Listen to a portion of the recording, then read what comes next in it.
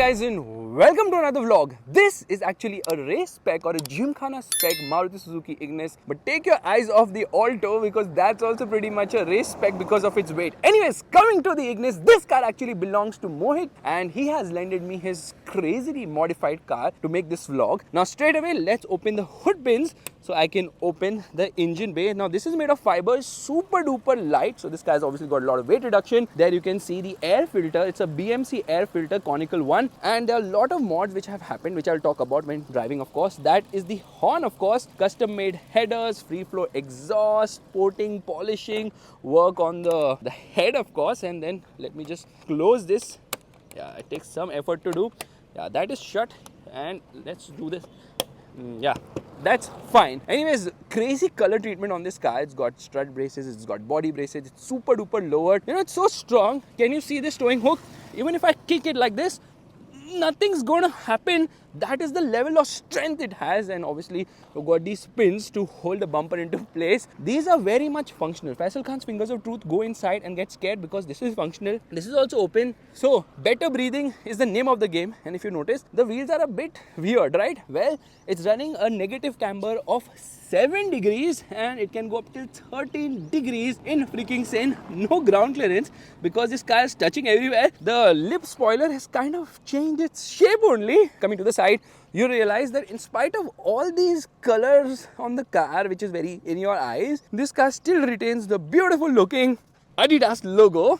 Rain visors, which we will need today because it is raining somehow. Tire size is 195. The brakes have not been updated, and these are the stock alloy wheels, of course. These are semi-slick tires. You can see the suspension from here. Yeah, you can. Not clearly though. Coming to the rear, of course, blackened out tail lights. More lights have been added. This is always on, and we need to open rear door first because it's got unlimited freaking under thigh support, because the seats have been removed as well. Yeah, this car does not get seats, rear seats at least. There you see, braces have been put. They can actually take in a lot of weight and really make this car better handling, of course. Let's open this thing. What do they call? The boot, which is kind of useless because everything has been removed. Anyways, this has been very neatly and nicely done. Feels so freaking robust. It's all about the handling here. It is not about just adding more power. It's about going fast around the corners. So here, let me shut this. By the way, Faisal Khan's fingers of truth will never search for the exhaust here because there is no exhaust. Where is the exhaust? There is none. I can show you the rear suspension. I cannot, oh my god, I'm falling. I cannot show you the front suspension though because that happens to be confidential. And here is the exhaust. Yeah, it's a side exhaust, just like the Mercedes G-Wagon. Now let's get inside. A bit of an effort to get inside because these are racing seats, bucket seats with 4-point harness. It's a little dirty. This car has never been cleaned ever in its life. And these are the buttons for the lights, which are turned on right now on the outside, of course. Now, I like the way the cluster is in the Ignis. I also liked how the things were here very funky, but everything has been removed. There's this handbrake, which will also go out soon because it's not permitted anymore in this particular category. Glove box has a lot of things. This is completely exposed, but will be soon properly covered. There is a fire extinguisher right here. Air conditioning has been removed, but it still has the blower for heating because during the foggy season, you need that so that you can see what's ahead or around you. Let's shut the door. Steering wheel seems quite stock. In fact, this is also stock, the gearbox. This is the regular handbrake, of course. Meanwhile, the clutch also feels a little springy, I would say a little soggy. There's no dead pedal, or is there? There is one probably. Anyways, you want to kill the car? There. That happens to be kill switch. Yeah, there you see. I can actually use this as well, so it's more convenient. Otherwise you just go down and then do it. Okay, it has the clutch lock. I'm not going to rev the motor because the engine doesn't last long, which I'll talk about when driving. So what's the delay? Let's go, because what is there to talk about the interior? It's just like so haphazard. Low. All right, let's actually unkill the engine kill switch, and then you can see some ambient light in red. Let's turn on the car. Clutch lock. Here we are into first gear. Handbrake is down only. So here we go.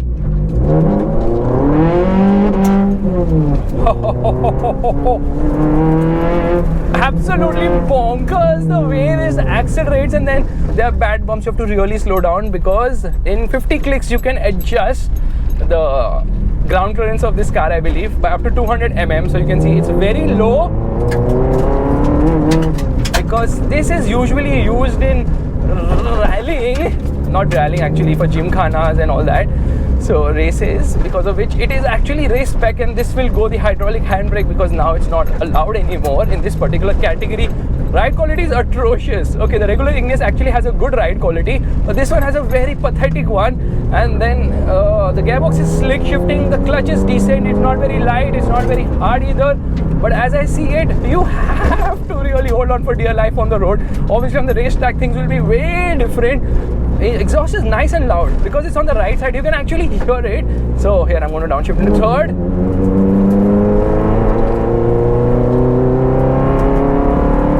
Oh my god, gearing is so freaking tall. So in terms of mods, it has got plenty of them. For starters, this is a 1.2 liter K series engine with variable valve timing, something of that sort. It produces 82 horsepower and 130 Newton meters stock. Now it has got coating and polishing, it's got exhaust, free flow, catalytic converter has been removed, and then the head work has happened, compression ratio has been boosted. It's running on 100 octane fuel as well. So all this has resulted in me wondering, how do I cross this, because this is like a crazy super duper crazy broken patch of road. So you have to really crawl. Even in a Ferrari or a Lambo you don't do that like you do in this Ignis, because unfortunately or whatever, the ground clearance is like nil, nada, zero, shunya. It really pulls hard, man. The acceleration is so amazing. There's so much grunt throughout the rev range. There's nothing like nothing can match a pure, unadulterated, naturally aspirated petrol engine, especially a Japanese one, which just pulls and pulls and pulls and pulls without hesitating at all. So I've just opened the window right now to get the atmosphere in. That's the wrong way to talk, but that's...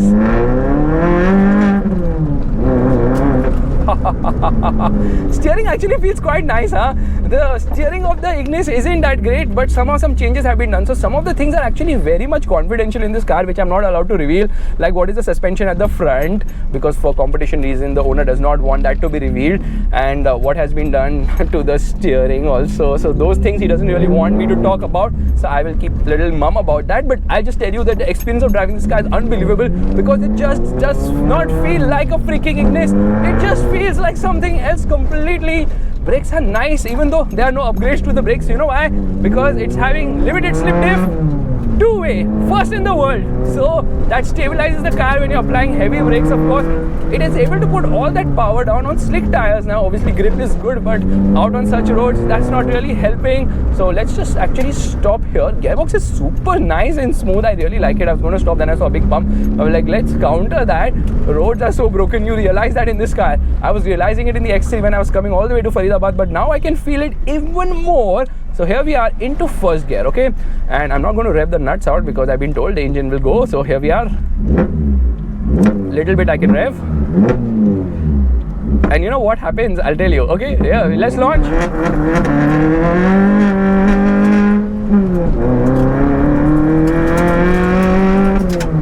Red line actually comes at 6,000 RPM. So basically the engine has to be rebuilt every 5,000 kilometers. When you rev it, you wear out the engine even faster at standstill. So then it has to be done up again around 4,000 kilometers. So just to go that 20% higher, do not rev the engine at standstill. Now this is particularly for this car because it has been made that way. Otherwise your own other like stock car at home, you can do all that without any issue. It really juts off the line. Low end grunt is really fantastic, and the mid range is also very nice and juicy. And I don't know why these Alto guys are so frustrated. Okay, even I can honk. The horn is not that great, but anyways, I can feel every bump in the world. But thankfully though, the handling is super duper awesome. Body roll is very well contained, like super well contained, and you can feel that. Okay, let's stop here. Brakes are nice, man, amazing. All right, here we are into first gear. Rain is getting heavy. Oh my god, that was lightning. I thought somebody flashed me for overspeeding, which I didn't even do till now. Anyways, here we go.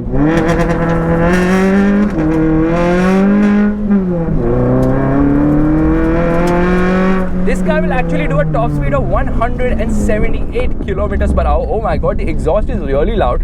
So basically it's got 50 clicks of rebound and compression for the suspension, and I don't know what's wrong with people. Why are they coming from the other side when there's a perfectly working road on the right? But then that's a desire and that's a toll, so I guess that's normal.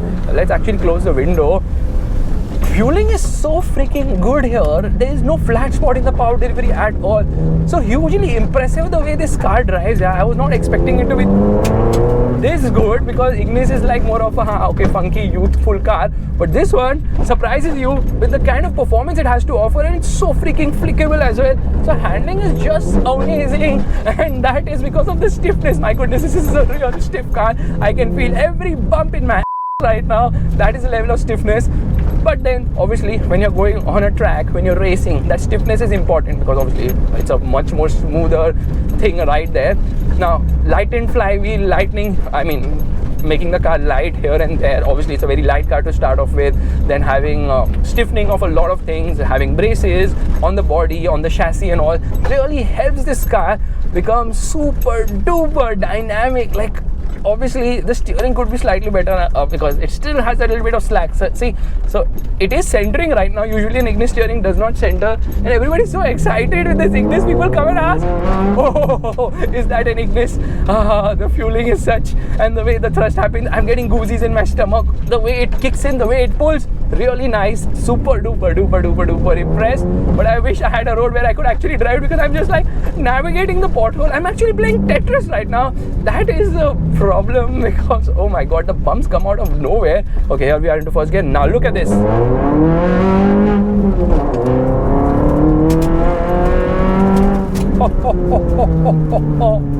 Amazing, yeah, this is so much fun. So basically this car teaches you one simple lesson in life. You don't have to get a Ferrari or a Lamborghini to have fun. You can even pick an Alto, modify it and go bonkers, because at the end of the day what really matters is how fast you go, right? Does it? No, not really.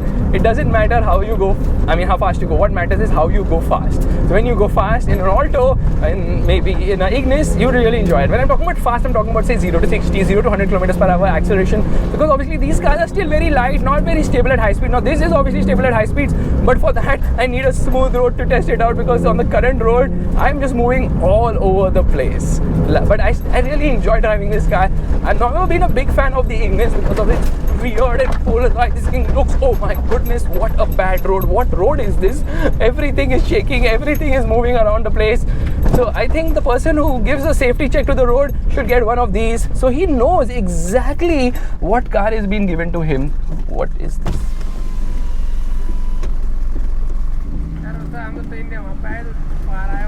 मुंह से सुपारी निकाल के बात कर रहे बाबा। वो आप क्या बोल रहे हो, समझ में नहीं आ रहा। हम तेरे लिए वहाँ से आए थे। अच्छा, वहाँ खड़े थे। हाँ तो वहाँ देख लिया, वहाँ तो थे नहीं। हाँ, नहीं चले गए थे। बोलो क्या हुआ? गाड़ी देखने आपको? अच्छा, आगे ले लेना, खाली रोड है आगे ना। खाली है? हाँ, राइट में। अच्छा, देखता हूँ मैं। Oh, imagine if you were in a Ferrari, such thing happens. It's expected, but in an Ignis, who would have thought? Insane, right? I never expected this to happen. Ignis, like people coming and stopping you and asking you about the car. Absolutely bonkers. Okay, time to launch into first gear. Listen to this, okay?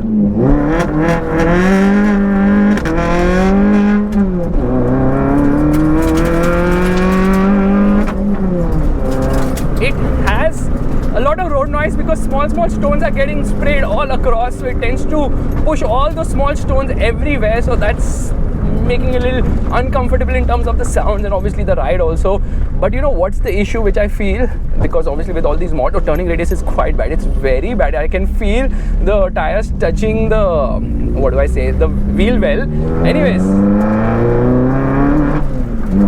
so the issue I was talking about is that obviously mileage will go for a toss. This will return maybe 5 to 7 kilometers per liter depending on your driving style, 100 octane fuel you need and all, boosters. But this has a very chin to 32 liter fuel tank, which is obviously going to affect you know, the overall range, but then that's fine. Anyways, when you're racing, you don't want to carry a lot of fuel now, do you? Okay, super duper slow down. I need to raise the right height somehow. I can't manage it like that. Anyways, guys, this is my vlog of this Ignis. Oh my god, what sound does it make? Yeah, the wheel sound. So don't turn too much. If you like this vlog, make sure to give the thumbs up. That's the like button, and also subscribe to the channel. I will see you guys in the next video soon. Bye bye.